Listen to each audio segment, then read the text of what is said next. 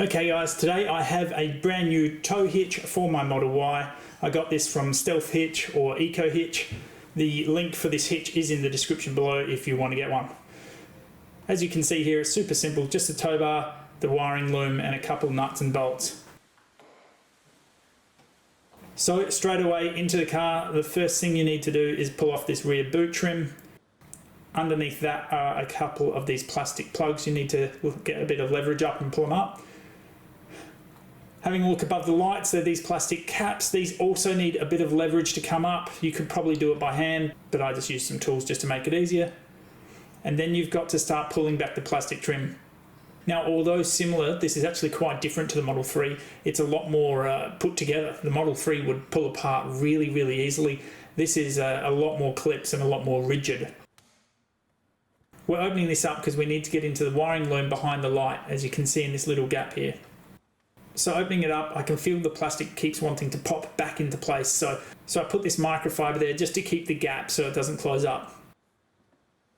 This is what the instructions tell you to do, to undo this nut behind here as it is. But honestly, I just feel like there was not enough room. So I ended up chasing the clips all the way down and into the boot and found that taking off a little bit more of the trim made it so much easier. So I got into the boot and pulled off this left strip, which is what the lid normally lands on.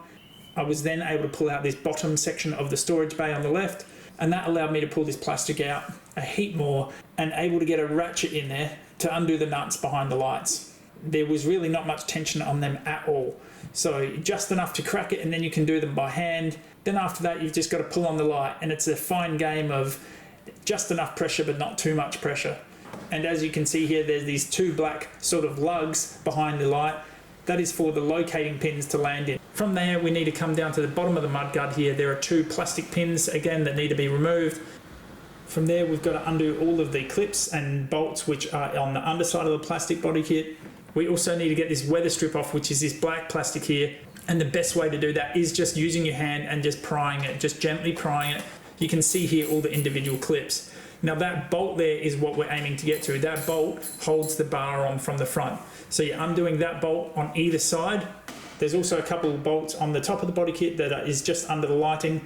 And then once they're all free, that's it. We're just down to the plastic clips. So this is another game of putting enough pressure on, but not too much pressure. And they just pop out. If you apply the right pressure in the right direction, all of these clips will pop out with no dramas. It does take a bit of finesse, but it's easily doable. Here I actually used a staple remover just to get these clips on the top because they had so much pressure on them, and I only needed to move them about 1 millimeter to release them. And then it just pops off. As it pops off, you want to make sure you catch the body kit and hold it close to the car because there is some electronics and wiring that go from the car to the body kit. Once you've disconnected that, you can move the body kit away from the car and somewhere safe. You've then got to remove this rear black bar. There's 5 bolts that hold that on, and then you've got the crash bar and the crash bar mount. Now there's 3 bolts on the mounts which hold it to the body kit. There's also 3 bolts that hold the crash bar, the bright aluminium, to the steel. And then there's 1 more bolt on the back here. You can see me undoing. This one just is for the toe point to make sure the toe point's pressure goes straight to the body. So we get rid of the old black mounts and we now use the new tow hitch as the new mount. We now mount the aluminium crash bar onto the tow hitch with the 3 same bolts that we used on the other mounts and another bolt to go through to the tow hitch again. So from there, we're mounting the tow bar to the car. It's the exact same process in the reverse order. We've got the 3 bolts each side, and make sure you tighten all of these nuts to spec because the last thing you want is a loose mount. From there, we put this little black bar back on. It's 5 bolts. And then we've got the body kit. When you're putting the body kit, don't forget to connect the electronics again, which go to your sensors.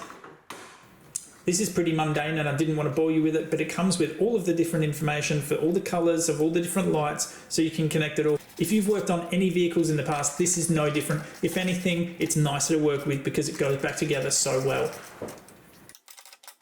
From there, I'm just redoing all the bolts that I pulled off, making sure all the clips are in, pulling out all of the gaskets, making sure the gaskets are all in the right place. And as you can see here, just with it clipped in with no bolts, it goes absolutely perfectly back in place. From there, with all the clips clipped in, I go underneath, I put all of those clips in and all of the bolts, head around to the tail lights, push them back in, push the sides back in. And it's literally just a matter of giving a bit of pressure and these things clip back together absolutely flawlessly. putting lights back in, it's just a case of pressing them in and making sure the boot gasket is in the correct position around it. Put the 2 nuts back on and make sure you plug them in from the rear. From there, I'm just knocking this trim back into position, and it could not be easier. This stuff goes in exactly as it came out. You just want to always make sure you go around this boot seal and make sure it's on the correct side of the trim. You can see here, put back together, this thing is absolutely flawless except for the hand marks I've just left all over it. But after a wash, this thing's going to look amazing. Coming down, you've got the hitch mount here. I had not yet zip tied my cable in. It's magnetic and it just pushes in. Now, when I say magnetic, this has a neodymium magnet and it is incredibly strong and actually makes it quite hard to get in, but that also gives you security of knowing once it's in there, it's not falling out. Now, I just wanted to show here how close the towbar is to the car. There's nothing wrong with it. It works perfectly, but it doesn't give you much tolerance if you're reversing. And these cars don't have much finesse when they're reversing. They've got a lot of power when in reverse. If you've ever tried to reverse one up to something, you really need to ride the brake to make sure you just don't power into it. But hey, that's just a scenario of making sure you take your time and do it right. Then for the big reveal, the one thing I've been waiting for, I towed my ski boat. Now this thing is 1.4 tonne, it's a beast of a boat, and this is the main reason I upgraded to a Model Y, because I wanted to tow this boat around. It really irked me that I had to borrow someone's car just to tow my boat around during summer. And I can tell you, I towed this thing for an hour in the rain and it towed absolutely flawlessly. These cars are absolutely made for towing, they're fantastic at towing. However, I can't give you any realistic efficiency figures on this because most of that tow was downhill. Well, the next video I'm doing is an efficiency video on what it's like pulling a 1.4 tonne boat up and down the hills and to various boat ramps. Alright guys, see you in the next one.